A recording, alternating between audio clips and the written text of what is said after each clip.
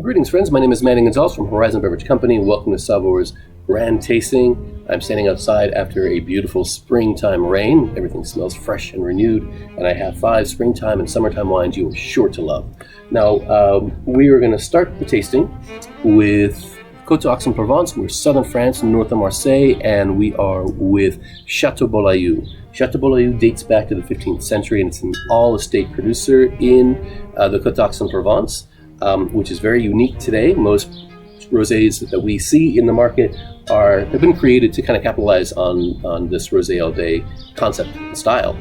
They've been making wine like this for hundreds and hundreds of years. It is that classic Provençal style rosé, that beautiful salmon pink color and floral, which has to do with our press, our style of pressing our grapes, called the direct press method, where we're allowing our skins of the grapes, which are Grenache, Syrah, Cinsault, a touch of Cabernet Sauvignon, just to rest with the juice for a very, very short time, which gives them this floral style. Now, the estate itself sits in a caldera of an extinct volcano, or the crater of an extinct volcano. As a result, we have mixed soils of tufa soils. There is basalt soils, limestone, clay, iron, and volcanic soils, which gives us a beautiful, fresh, vibrant style wine. The estate also grows almond trees, and they harvest black truffles, and you can pick up those aromas in this wine.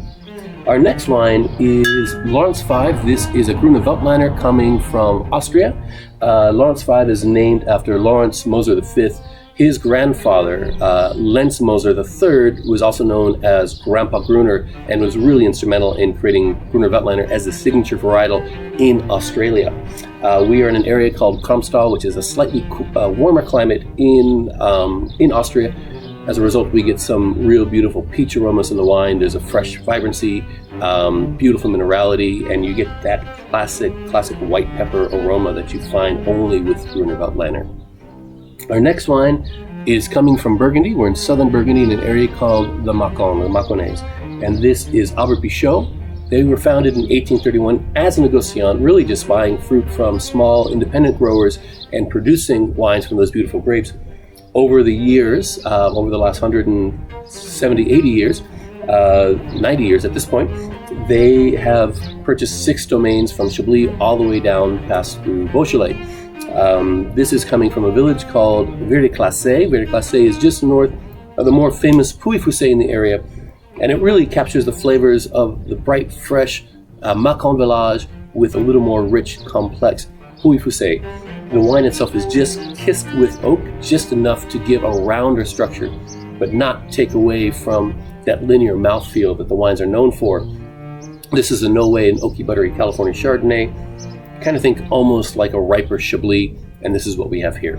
Our next wine, which is our first red wine, this is coming from Di Martino, and this is from Itata, which is the southern part of Chile, one of the most southern appellations in the world for making wine, and this is Cinsault. We're more familiar oftentimes with Cinsault in Provence or in Côte d'Aron, but they produce some beautiful Cinsault here. Because we are in a cool climate, we have some nice bright acidity, and beautiful, fresh, fragrant aromas of the fruit.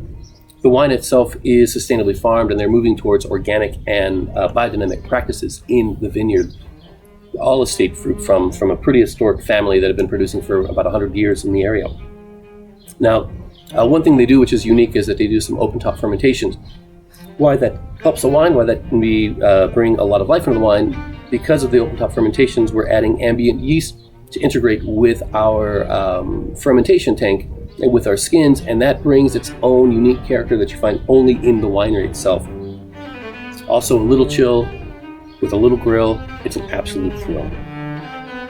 Our last wine is from the Côte d'Aron, and we are with Pierre Amadieu and their wine Gigondas. We might be more familiar with Châteauneuf-du-Pape in the Côte d'Aron. This is heading across the valley and up near the Alps. So we're not affected by the Rhone River here like Châteauneuf-Arlarac or Northern Rhone. We have much more of a mountainous climate. Gigondas is right next to another famous village called Vaccaras. Stylistically, they can be very similar. We are mostly Grenache and Syrah here, and we spent about 1 year in large oak barrel. Now, what's unique about the climate is we get some really warm days, which give a lot of fruit structure to our wine, but some really chilly evenings, which give a lot of acidity. To me, structurally, these are some of the most beautiful wines in the world. And Pierre Amadieu is like Lenz Moser, He was really influential in creating Gigondas as an appellation, as Lentz was creating Gruner as the signature varietal. And to me, one of the most classic expressions of Southern French wines. Well, I want to thank everyone for your time. I hope you have a great day. Thank you, Kathleen, for organizing this event, and we will see you soon. Cheers.